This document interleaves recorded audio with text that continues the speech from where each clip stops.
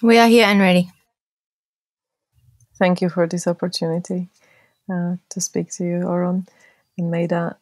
I want to start off the bat with something that's fresh and up in my life. I would like to ask you about our journey with animals, pets, which are more than pets. They are family members, four-legged babies. Because I lost, do you lose a pet? My cat of 17 years passed away this week, and they don't live long enough. And the relationships we have with them is quite extraordinary. Can you talk more about that and about loss? Maida took longer to connect in with us now than she usually does because her heart was resonating with your heart. Her personality is also of the opinion that your beloved angels that come to you in pet form do not live long enough. And she railed for the longest time against her conception of God or the universe and also us about the fact that it's not right, that it shouldn't be that way. But you will find that your animals do not agree with your opinion, and they are making a choice in the moment. And they are here to show you so many things. They show you playfulness. They show you presence. They show you unconditional love. They show you detachment and ease of letting go. They are not hanging on and holding on in the way that you imagine that they might be or in the way that you are to them. And Maida has learnt that it is entirely possible to stay completely connected to those beings, even when they are not in physical form. They never leave you. They are a part of you. You are connected. But it is when you are deeply mired in your feeling of grief and your feeling of the word you used is loss, which is how you perceive of it. You feel as though you have lost them. But you have only, we will use your word, lost them in the physical, in that you cannot physically hug them in the same way that you did previously, but they are just as available to you, and in some ways more. As Maida moved through her very intense grief over the loss of her dogs, which to her, it was ridiculous and unfair that they died within a week of each other from unrelated causes. She had to face her deepest fear, and she very much struggled through it. But as she started to move through the grief and the loss, which also helped her to clear out some old unshed tears that she had been carrying for a long time, which is similar to what is happening with you and most of you. As she moved through that grieving process, she became able to sense her beloved friends with her when she went to places that she was not allowed to take them in the physical. She could feel them with her at the hairdresser, in the library, in places where dogs are simply not allowed. And she started to conceive and feel and experience the fact that the connection never ends and that it deepens. But it only deepens in your experience if you allow the consciousness to allow the experience. They feel connected to you always. You sometimes decide that they are no longer available to you because you cannot see them in the physical. But sometimes you will feel you will see out of the corner of your eye a movement that you think is your pet, particularly at the start when you are just getting used to the change in their energetics from physical to more energetic form. And they are there. They are always there. And when you think of them, know that they are with you. They haven't gone anywhere. And think about this. There were many times where you were not physically in contact with your cat and you felt connected. You did not have to be physically touching them to feel that incredible love flowing both from you and to you. That experience is still available. They haven't gone anywhere. They have just changed form. And it is the same with your humans. Thank you. That's really a beautiful reminder of what is really real. The love is real and stays. The love is real. The love is real. The love is real. The love is real. The love is real. The love is real. And the love is never ending. The love is never ending. Feel into your heart in this moment and feel the reality of the love. Has it gone anywhere? Nope. Does it feel real? Yep. Does it feel like something can come and cause an end to it? No. So that is your lived, known experience. You can play with that. Thank you. I sure will. And I'm greatly moved and in gratitude for these insights and shift in awareness. So we have a message for you from your cat. Oh, yes, please. Be playful. Don't get heavy. Remember the fun times and remember the cat's ability to just play and be. And when something is annoying, show its annoyance and then move on. Be like the cat. It wants you lit up. It does not want you sad. So what you wish for your cat, know that it wishes that for you. You wish for the best for it. It wishes the best for you. So just circumnavigate the dance and wish it for yourself also, directly. Thank you. Sounds spot on. What did you say? Sounds spot on. Yes. To be playful. Yeah. We tried to be spot on. It helped.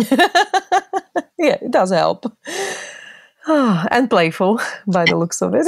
We just showed you our playful side. Yeah. Oh, thank you. And I feel lighter instantly. I have another... We will say one more thing, and this applies to pets and this applies to humans who have, as you call it, passed on. You can still talk to them. You can still communicate with them. You can still ask them things. And your cat has got a wisdom that is available that can help to guide you going forward in your life. You may conceive of it as being a guardian angel. You can commune with it in ways that you didn't previously. Before, you may not have asked your cat what you should do about your current job situation, which you are not enjoying. But your cat is now infinitely connected to the wisdom of the universe. And because you have a special energetic heart-based connection with your cat, you can now choose to focus through the prism of your cat, the wisdom of the universe, and call it towards you. You can now have chats with your cat and get guidance in a way that you have never conceived of before. Wow. You have an insider. That's the feeling that you're going to have inside of yourself. You have an insider in the angelic realm. Think of it like that. Oh, wonderful. Yeah, my first response was that he's a purr angel. Yes. Wow. Yeah. Another thing shifted in my heart just hearing that. Thank you. Thank you. Whether you are feeling it or whether you are not, know that she is always in your heart. Sometimes the grief will come up and that is appropriate. Allow it to pass. Do not block it. Do not reject it. And in those moments when you can't feel that she is with you, when she feels like she is lost, that is okay. Move through that. Allow that. Flow with that. But still remind yourself that just because you can't feel the cat in that moment, it does not mean that you do not have contact and connection to the cat in that moment. You have connection to the cat always. You sometimes just are not connected to your connection. Not connected to the connection. Yeah. So speaking of connection, I would like to move on to another question, which touches as well on a grief and loss in a slightly different way. I have returned to the place I grew up in, to my family after a quarter of a century away and 2 different countries. And it's been a process and lots of grief came up. And what I sense is that it's not only personal, but it's more what we call generational trauma. So can you speak more to that? Because it feels like I needed to clear more than it's just, that it doesn't feel like it's just me. And I'm going through it's quite an intense process, and I would like some wisdom on that. You do not ever need to clear or heal more than what is yours. Give us a moment.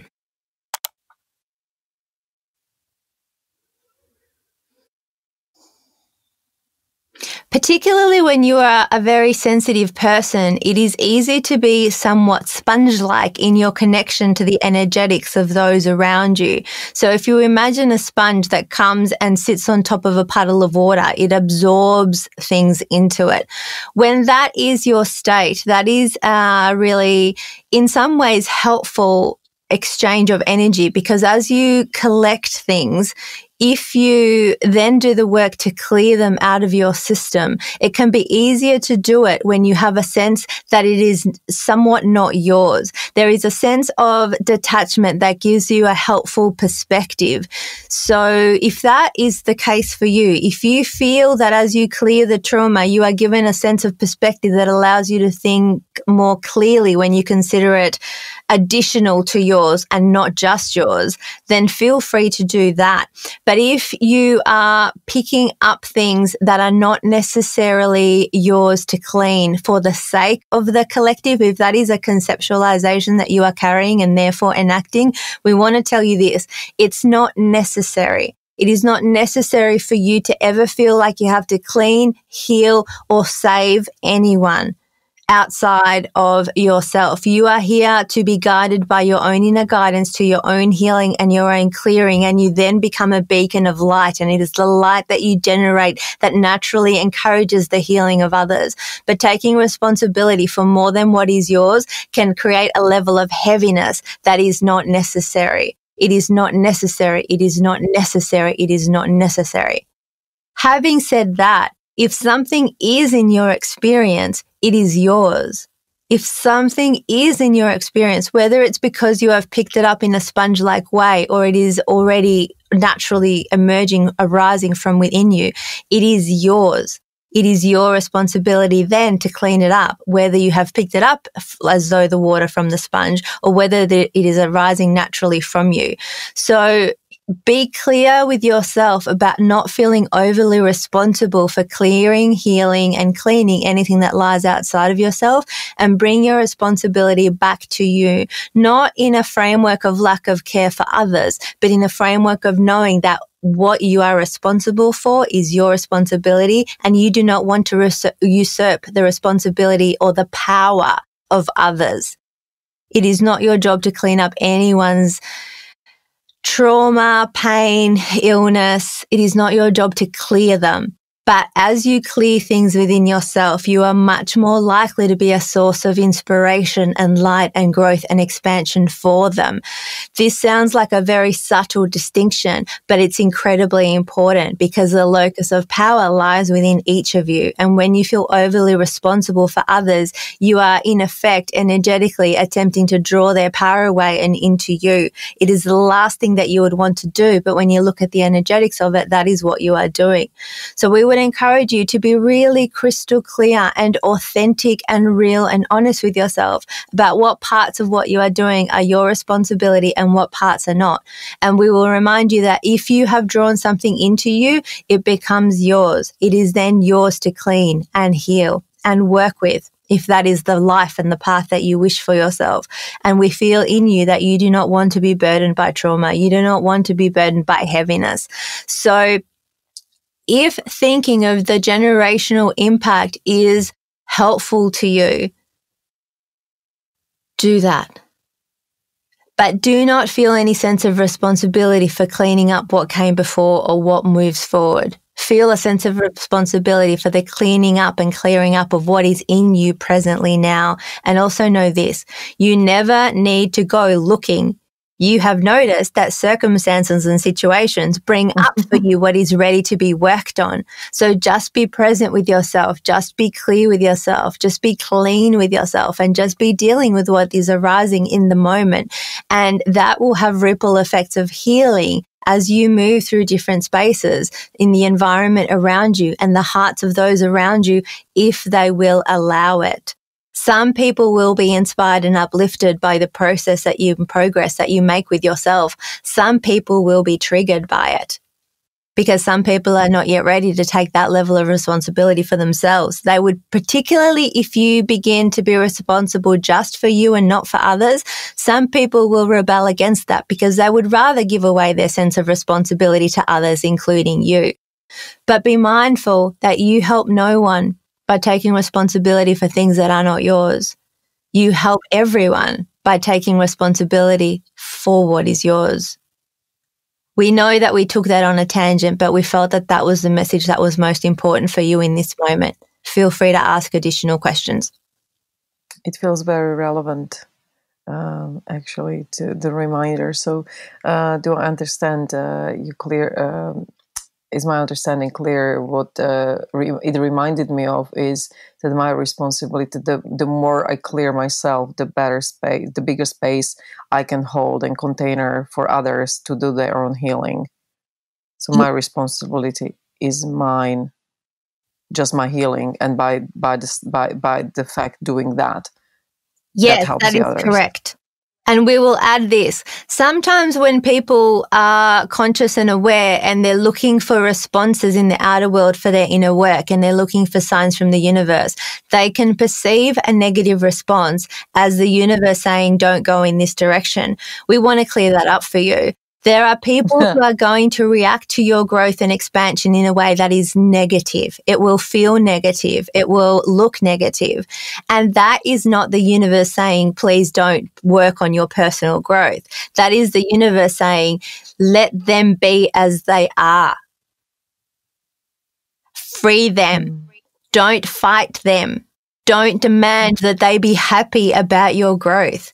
Allow them to be triggered if that is their response to it. Allow them to be inspired if that is their response to it. Not taking on responsibility for more than is yours includes their reactions to you. Your responsibility is to live according to your values and then free yourself from the responsibility of others. That includes their reactions to you.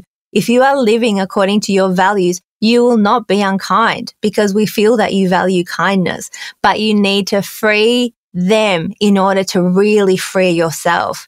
We feel your desire for freedom, and that includes freeing yourself from the responsibility that you currently feel for the way that people respond to you.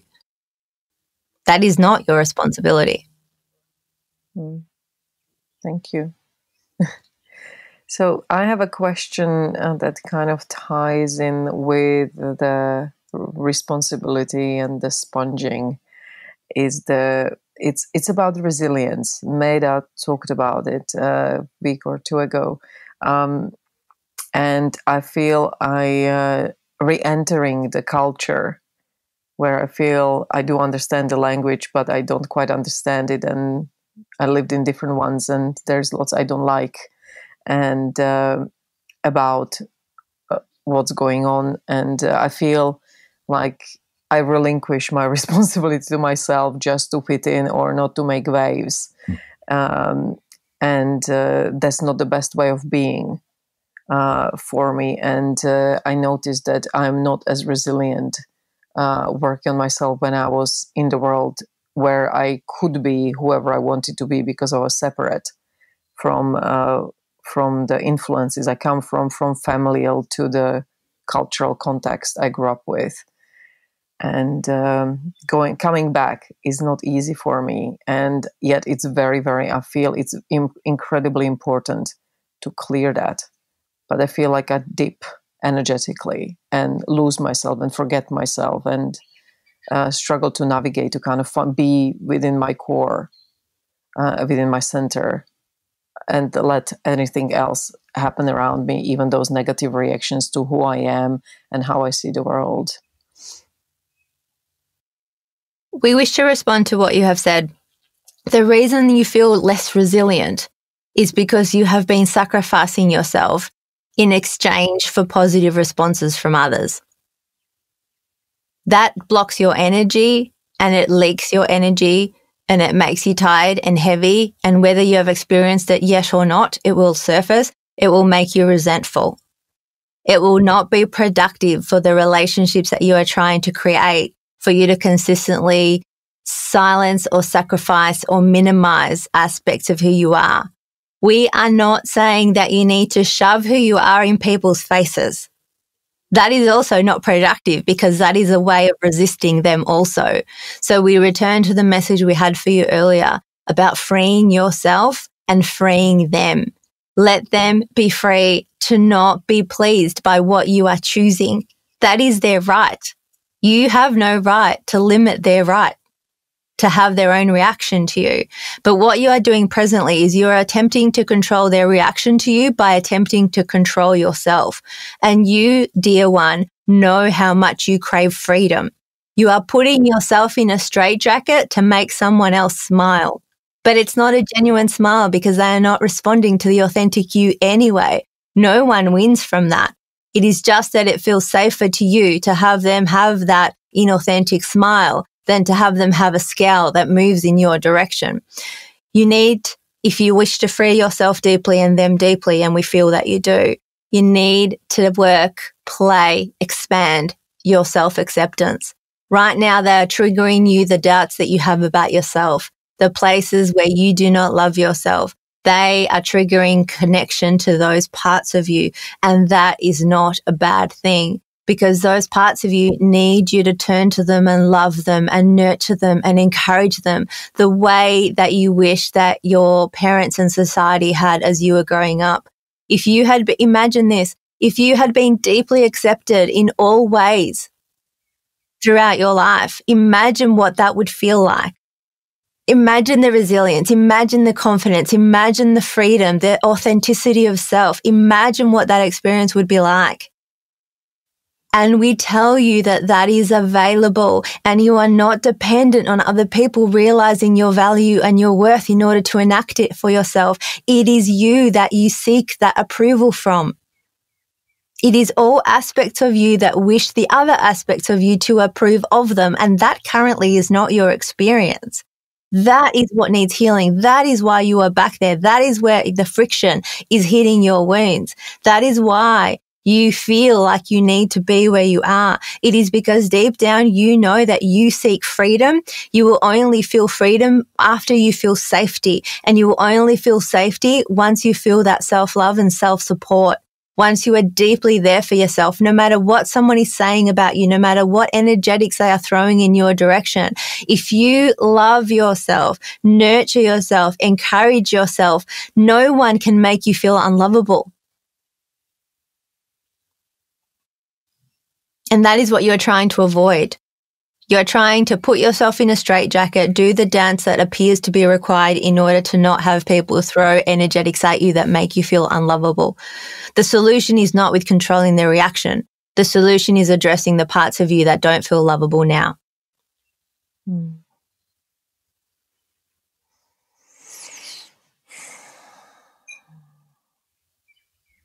We'll tell you a secret. They're very lovable. Yes. Those parts of you are very, very lovable. They are adorable. They are sweet. They have been protecting you. They have your back. They have got so many beautiful, delightful, delicious qualities that are not being brought to the surface right now because you misunderstand them and think them not worthy. They are the rebellious parts of you. They are the parts of you that don't wish to stand for how you are being treated or what you are doing to yourself. Those parts of you are deeply lovable. You just have a misunderstanding about them that if you clean it up, it will give you the self-love, the self-worth, the safety, the freedom that you seek. Nothing else will give that to you. Nothing. And it is no one else's responsibility to give it to you. That is your responsibility. It is your responsibility, yours and yours alone. And you can get assistance, you can get support. And some of the stuff that you do with Maida is helpful in the realms of that. And you can seek support from others and friends and people that love you. But remember, all of that is only just support because deep down, this is a dialogue between you and you. This is a process of acceptance and love between you. And no one can get in the middle of that. No one can do this for you. And this is our final message to you.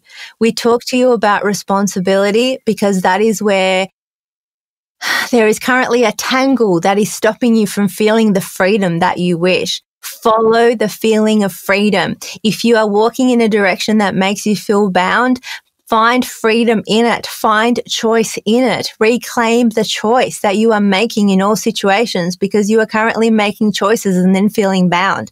Remind yourself that they are a choice. And if you need to make a different choice, then make a different choice.